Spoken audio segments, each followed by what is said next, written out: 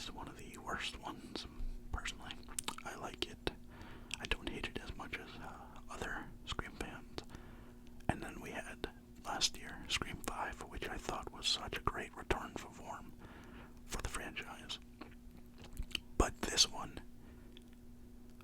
from start to finish, it felt fresh, it felt rejuvenated, it felt like a whole new experience, while also having the same beats that made it successful.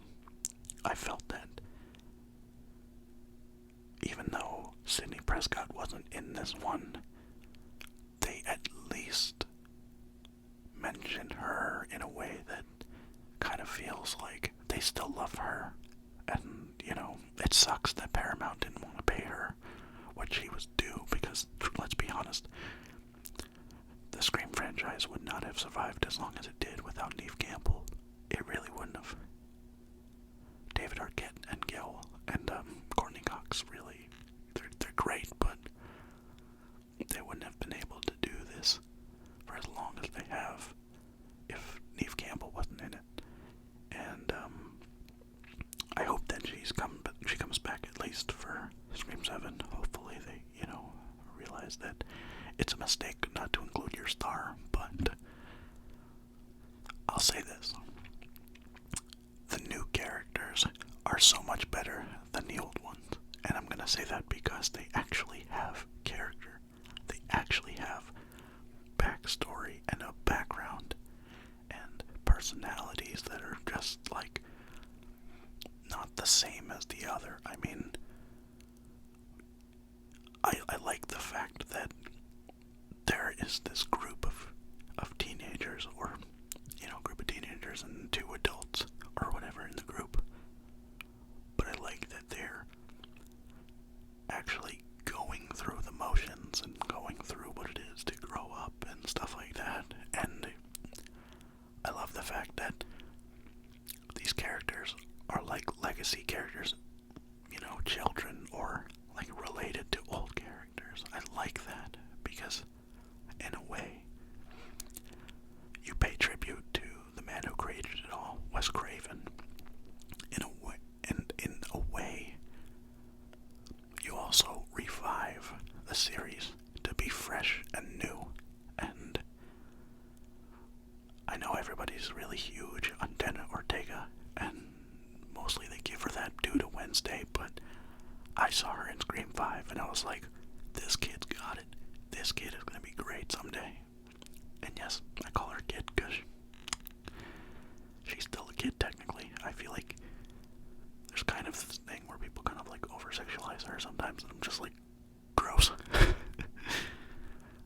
Gross. I mean, she's still playing like kid roles too, so yeah, that's beside the point. But the one thing I did notice is that from Scream 5 to this one, Jenna Ortega's character has so much more personality and so much more like to do in her own plot compared to the first movie, where it's just like she's just in a hospital for like the remainder of the movie until like towards the end. But I feel like because of her popularity, it came because of Scream and X and Wednesday.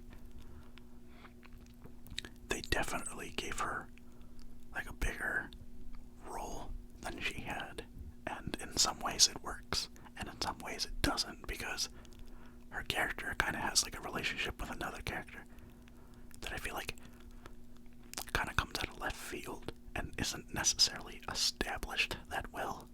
So I hope that they work on that, because I remember seeing it on screen and I was just like, wait, have these characters ever interacted like this before? I don't think they did. And then my friend was just like, but wait, all this stuff they went through after the first movie. Sorry about the plane, guys. I can't do anything about it. I live maybe like 20 minutes from the airport, so you're gonna hear planes. Anyway. But the one thing I do like is that they carry over the older sister's story about how she's related to the original killer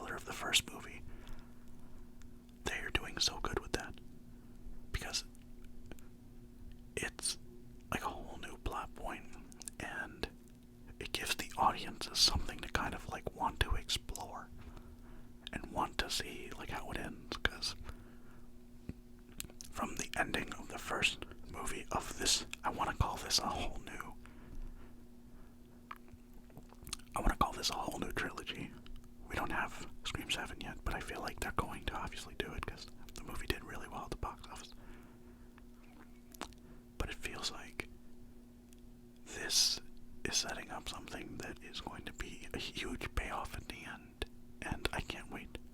I've never been this excited about a franchise in a long time. Because let's be honest, I was gonna do a video on Ant-Man and the Wasp when it came out, but man, Marvel has been shitting the bed for a while now, and it kind of just made me want to just quit the MCU altogether, because just stale content one after the other. You're losing me. And it's not even the CGI. I'm not gonna blame the people who work on the CGI and everything like everybody else is. And the reason I'm not doing that is because Disney and Marvel are pushing the hell out of those people to the point that I wouldn't be surprised if they go on strike. Because honestly, like, they deserve their due, and they absolutely need more time to work. And Marvel needs to understand that and has to stop pushing content after content after content, because you're going to lose audiences that way. Back to Scream 6. One of the things that they really do that I was like, that's awesome, is there are so many kills in this movie that are so gruesome and so, like, refreshing to even just be like, oh yeah, that's wild. Like, I remember just looking at my friend and I'm like, oh my god. Because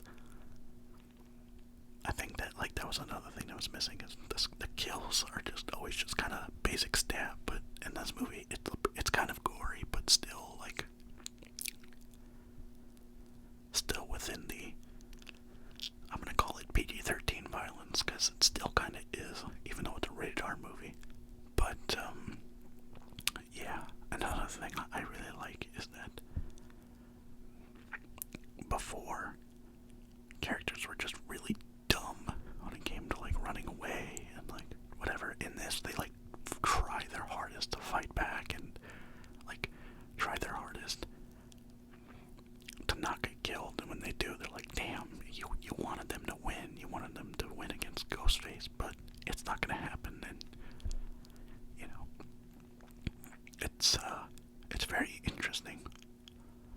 And I also really like how, like, there's a lot of meta humor in this towards the franchise itself and towards, like, even just other movies. I think that was missing, because once they killed off Jamie Kennedy's character, Randy, I think that was what was missing, is that character to kind of talk about that stuff. And that's why I like that they created, like, a niece and nephew character of that character, who kind of fill that void. At least the niece does. Jasmine Savoy Brown, incredible actress. Really hope she gets more in the future. Same thing with Melissa Barrera. But, yeah, I absolutely have to recommend this movie, guys. I mean, if you haven't seen the one that follows this, I'd say watch that one first, because this is a continuation of that. And, you're gonna be kind of confused if you don't really, if you didn't see that one, because there's a lot of big beats that they talk about from that movie that play into this one. So, yeah.